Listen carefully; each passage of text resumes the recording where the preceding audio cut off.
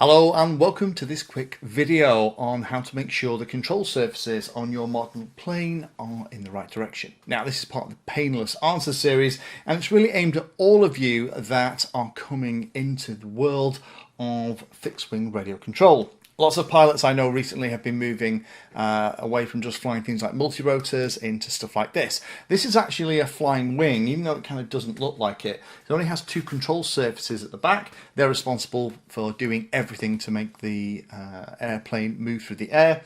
But this is also the same for conventional wings as well.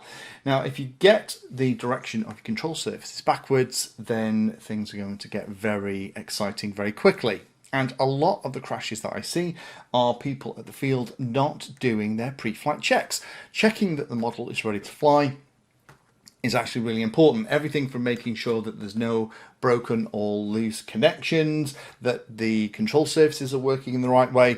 In fact, that's something that I do before every single flight, and it's good practice to just make sure that when you're at the field, before you launch it into the air, that it's going to work fine. So this is for those of you that might be new to this, and this is to talk about something that I learned from a channel called Flight Test. Now, this is something that had been shown to me many moons ago, but Flight Test explained it as the high five check, and that is how the sticks on the radio correlate to the movement on the model, either a flying wing like this or a more conventional aircraft, and it's just a really easy way for it to stick in your brain. Because particularly when you're new to fixed wing, the way the control surfaces move seems to be counterintuitive. So let's go through, and first of all, let's talk about a conventional plane. So on a conventional aircraft, at the back of the wings, there are two control surfaces. There can be more, which are called flaps, and they're to do something else. But the ones that are there to control the roll around, that rolls around the axis, is called the aileron control. Now that on a mode 2 radio, which is one of the more common ones around, and again make sure you know which is the control, usually called roll or aileron on the radio that you've got, but I fly mode 2 here. When I push my right stick for the aileron to the right hand side, then on my model what happens is the right hand aileron comes up. So the same side as the stick that I've just pushed comes up into the air. Similarly, if I push the stick to the other side, which is going to make the model roll to the left, then the aileron on the left hand side is going to come up to meet that stick.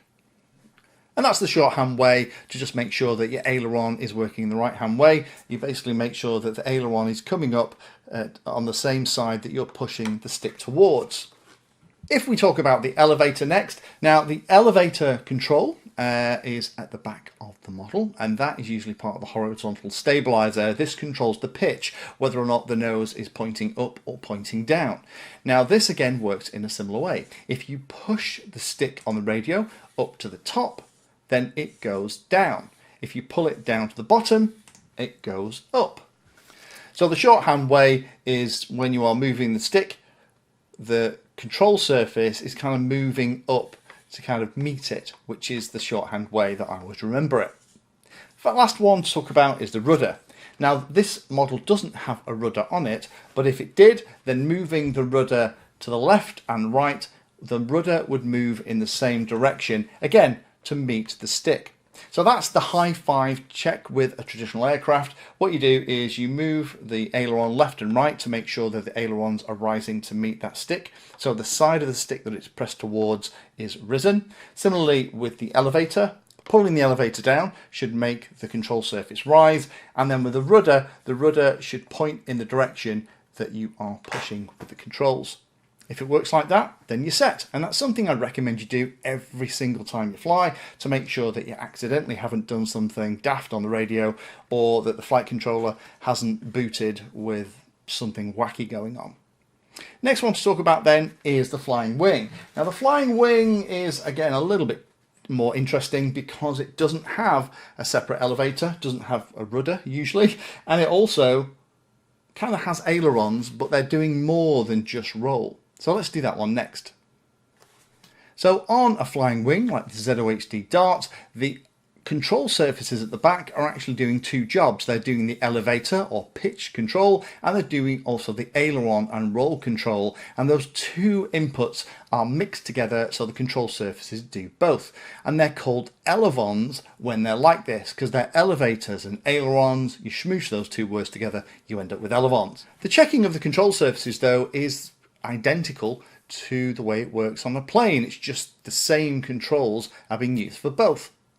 So if we push the stick to the right hand side as though it's a standard aileron, then the controls on the back of the flying wing work in the same way. So pushing the stick to the right means the right aileron comes up. Similarly, if we push it to the left, then the left aileron comes up. That's exactly the same as it was in a traditional wing. However, if we want to test out the elevator, it works in the same way too.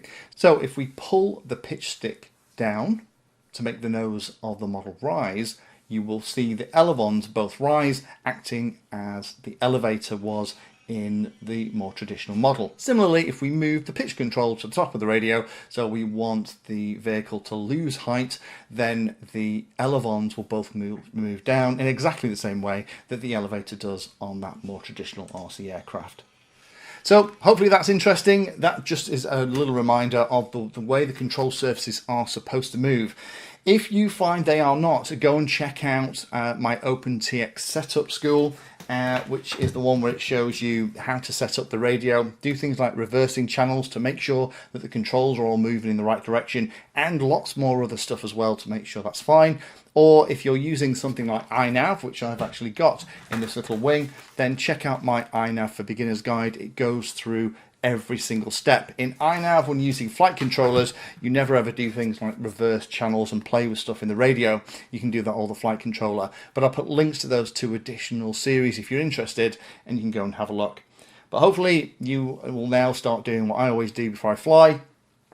Do a high 5 check, or a high 4 check, I guess it is if it's a wing, on your model. Again, check your aileron, make sure the aileron control rises in the direction that you're pushing the stick. When you pull the pitch or elevator down, the elevator should rise and the rudder should follow the rudder control, or your control, in the same way too. Thank you for spending your time today watching that video. You can find me in all the usual places on social media, and if you're trying to learn about a subject, then check out the playlist. All of my videos are organized into easy to follow playlists that, if you're trying to learn a topic, will take you from the basics right the way through to some pretty advanced stuff.